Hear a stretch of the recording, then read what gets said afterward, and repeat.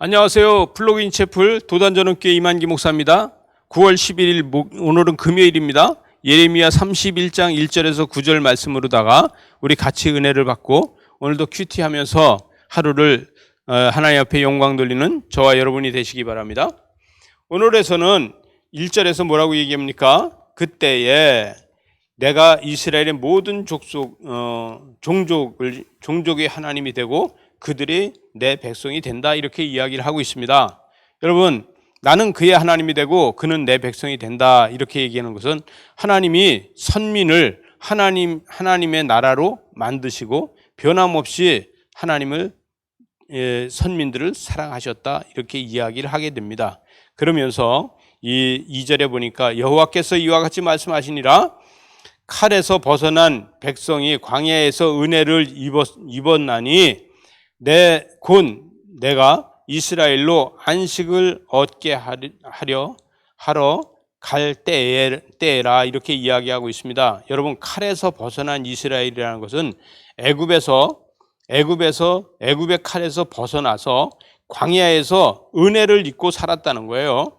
광야 40년 동안 은혜를 입고 살게 해주셨다, 이렇게 이야기를 하는 것이 됩니다. 그래서 3절에 가서 보니까 옛적에 여호와께서 나에게 나타나사 내가 영원한 사랑으로 너를 사랑하기에 인자함으로 너를 이끌었다, 이렇게 이야기하고 있습니다.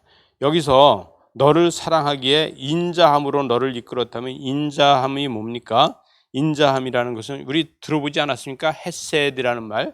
이게 헤세드가 인자함이라는 것을 이야기합니다. 인자함은 헤세드는 인자함, 이렇게 이야기를 할 수 있는 것이죠. 근데 왜 이것을 이야기하냐면요, 여기 4절에 보니까 처녀 이스라엘아, 이렇게 이야기하고 있어요. 내가 다시 너를 세우리니 내가 세움을 입은 것이요, 이렇게 얘기해요. 처녀 이스라엘이라는 것은 무슨 이야기냐면 출애굽에서 나왔지 않습니까?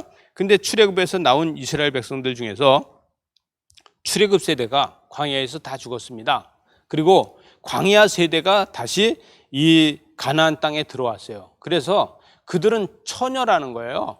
왜냐하면 이 애굽이라는 나라도 경험해 보지 못하고 세상의 나라도 경험해 보지 못한 이런 처녀, 시집을 가보지 않은 처녀처럼 오직 하나님의 백성으로다 다른 것을 경험하지 못하고 만나와 메추라기만 먹은 처녀라는 거예요.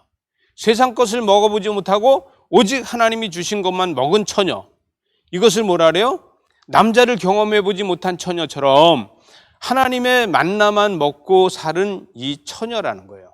이 처녀들이 지금 4절에 보니까 이 처녀 이스라엘아, 내가 다시 너를 세우리니 내가 세움을 입을 것이요 내가 다시 소고를 들고 즐거워하는 자들과 함께 춤을 추며 즐거워할 거라는 거예요. 이 처녀들이 즐거워하는 것처럼 이렇게 즐거워할 거라는 거예요. 애굽의 문화도 모르고 또 이 광야 세대로서 오직 하나님의 문화만 알고 있던 저들은 다시 2차 가나안 정복을 하게 될 것이다, 이렇게 이야기하게 됩니다. 5절에 보니까 내가 다시 사마리아 산들을 포도나무를 심는 자가 그 열매를 따기 시작할 것이다. 그래서 여러분, 다시 이것을 뭐냐면 제2차 가나안 정복이라고 이야기를 하게 됩니다. 포로 귀환을 갖다가.